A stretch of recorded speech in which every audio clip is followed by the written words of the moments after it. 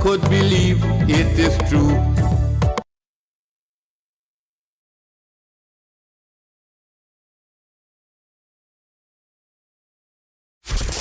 Kaieteur Radio. Covering Guyana from coast to coast. Demerara and Essequibo 99.1 FM. Berbice 99.5 FM. Kaieteur Radio.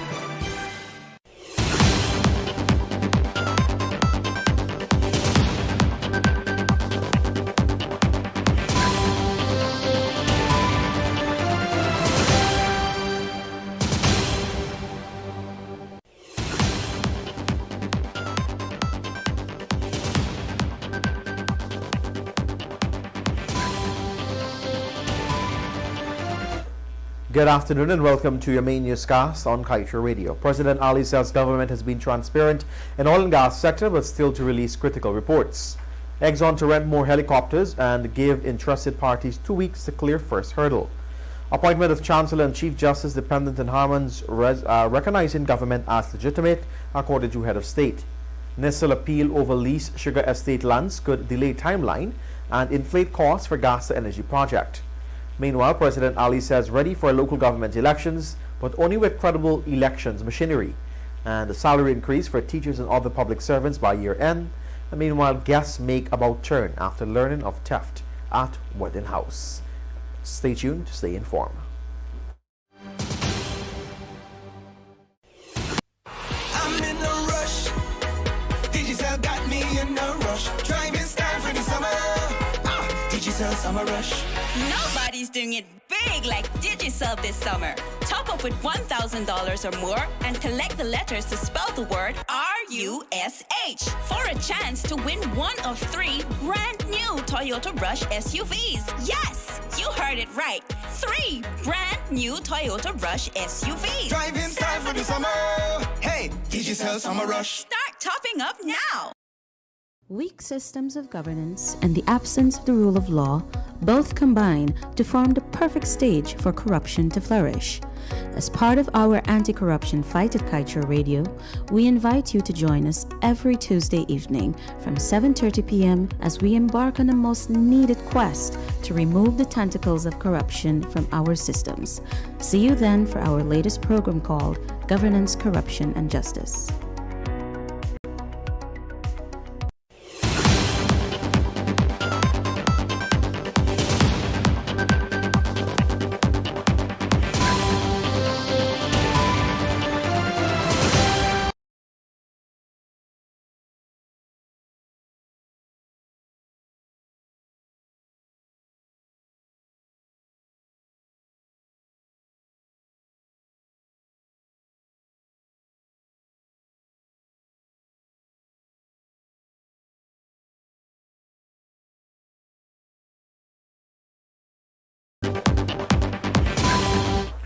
Welcome back. Thank you for joining us with your Tuesday, August 3rd main newscast. My name is Joshua Van Slykeman.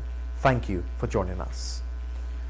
After being sworn into office on the heels of the 2020 general and regional elections, the President, Dr. Irfan Ali, has pledged that transparency will be one of the key hallmarks in the oil and gas sector.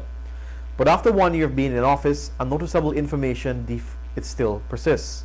To date, Guyanese have not seen a single local content report which Exxon submits to the government on a quarterly basis.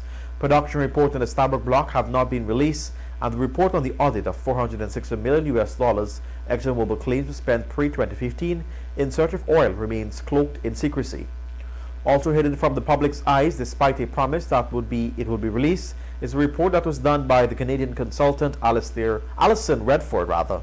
The former politician, who is tainted by scandals regarding the misappropriation of tax dollars, had spearheaded the review of the field development plan for the $9 billion ExxonMobil's Payara project in the Stabroek block.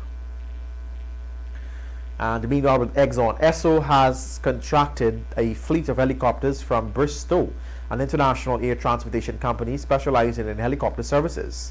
But with its ramped-up activities in Guyana's exclusive economic zone, the company is now looking to secure the services of additional suppliers. According to the invitation for interested parties, Esso intends to establish an enabling agreement for the provision of offshore helicopters and passenger handling services. ESO said it is looking to identify suppliers who can provide air transportation in support of offshore exploration development activities. Notably, the suppliers will be required but not limited to supply appropriate aircraft. Meanwhile, President Irfan Ali has said that the confirmation of the Chancellor and the Chief Justice is dependent on opposition leader Joseph Harman recognizing his government as legitimate. During a press conference yesterday to mark 1 year since swearing into office, the President called on Harman to concede to the legitimacy of his government so that they can move forward with the business. Ali said that failure by Harman to recognize him as his legitimacy elected prevented any form of consultation.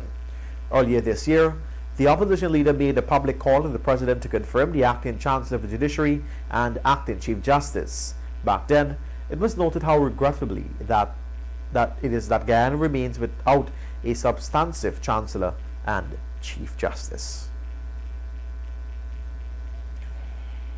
On June 29th, Chief Justice acting Roxanne George Wilshire handed down a judgment in a dispute between the state-owned NISL and various persons who would have leased sugar estate lands from the company. The ruling effectively barred the state-owned privatization company from reclaiming lands that is leased to several private individuals and entities. The ruling, as well as the state's intention to appeal, as highlighted by NISL's attorney-at-law Devendra Kisoon, signals the introduction of another hurdle that can hinder the timeline of the government's proposed gas-to-energy project and inflate the project cost. It had been noted that the portion of the disputed lands are located in Wales and are within the area of the proposed gas-to-energy project. Consequently, the $900 million estimated price tag associated with the project, as well as its projected 2024 startup date, would be affected if the government is to proceed with the appeal process. You're listening to us right here on Kaieteur Radio 99.1 and the 99.5 FM. More news after the break. Stay with us.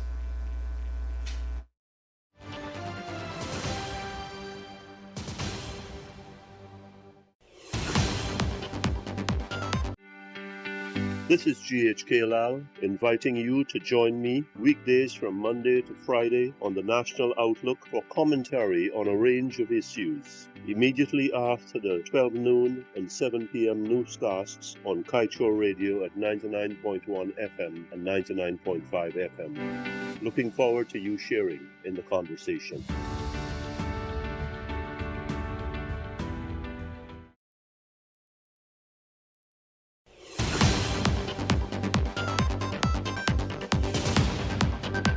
Welcome back. Thank you for joining us. President Irfan Ali yesterday stated that his government is ready for local government elections, but only with credible elections machinery in place. The president was at the time responding to a question asked during a press conference he hosted yesterday on his government's 1-year anniversary since assuming office.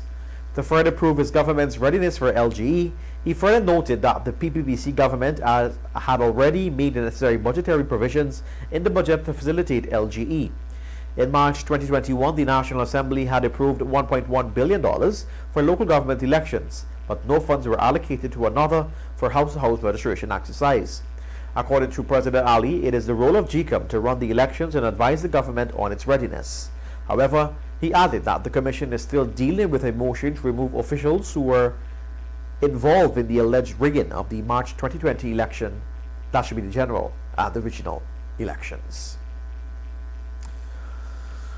Plans for a group of guests to enjoy the festivities of a wedding on Sunday evening were ruined after they were forced to return home upon receiving news that there was a theft at the host house.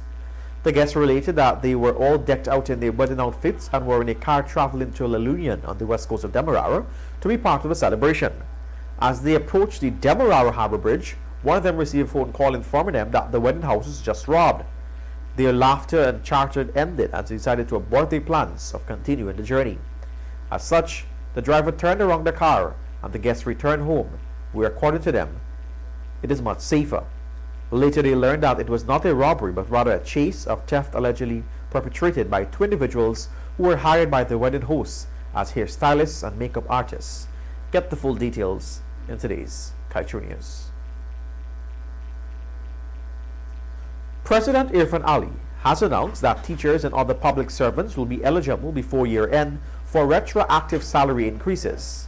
Ali shroud of questions about when his government will give it into that should be when his government will give it to several requests by the Guyana Public Service Union for wage and salary negotiations. The GPSU has accused the government of violating an agreement that it has with the government as well as applicable international labor organization conventions. President Ali was keen to know that it is not his government's vision for the disclosure to only be about salary increases. Rather, it is actively looking at mechanisms that will allow all public servants to live improved lives. In addition to housing and education programs, which he said are putting money back into the pockets of public servants, the president noted that the government has also implemented measures to support citizens during the pandemic.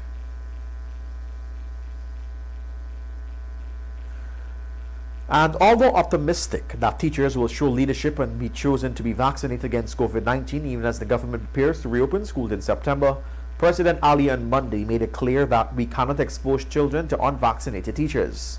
While the president did not explicitly says vaccination for teachers would become mandatory, he said teachers are responsible enough to understand the need for vaccination. He noted too that once the government secures the Pfizer vaccine, it will be provided to children. Thus far, 547 lives have been lost, and Guyana has recorded over 22,619 infections since the virus reared its head in March 2020, with the emergencies of other variants of the virus. Trouble is far from over, the president noted, as he warned of the dangers of not getting vaccinated. Stay with us right here on Kaieteur Radio. When we return, it's going to be time for your COVID-19 updates, followed by your page 7 that is dedicated to being blunt.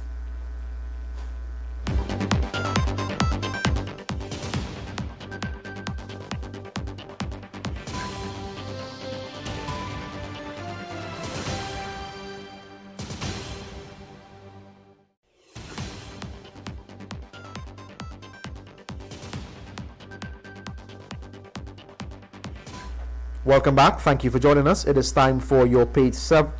It is time for your COVID-19 updates, followed by your page 7 of the Kaieteur News that daily is dedicated of being blunt. Yesterday, the Ministry of Health reported that a 30-year-old woman from Region 4 who tested positive for the COVID-19 has died. As a result of this, the country's COVID-19 death toll has moved to 547. 22 new infections were recorded, bringing the total number of confirmed cases to 22,619. Presently, there are 12 patients admitted in the COVID-19 ICU, 90 persons in institutional isolation, 749 in home isolation, and 2 in institutional quarantine. To date, a total of 21,221 have tested positive for the virus.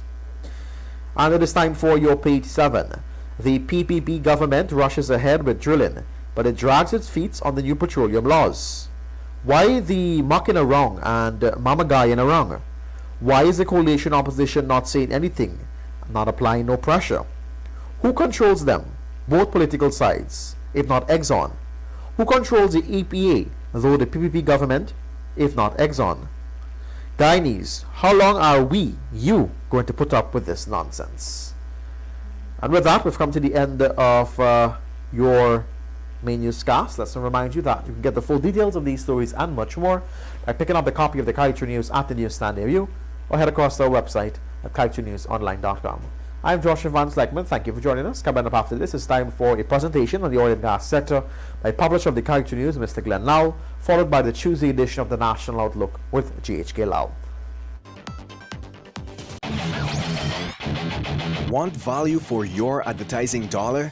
Then place your ads on Kaieteur Radio's newscasts. Streamed live on 6 different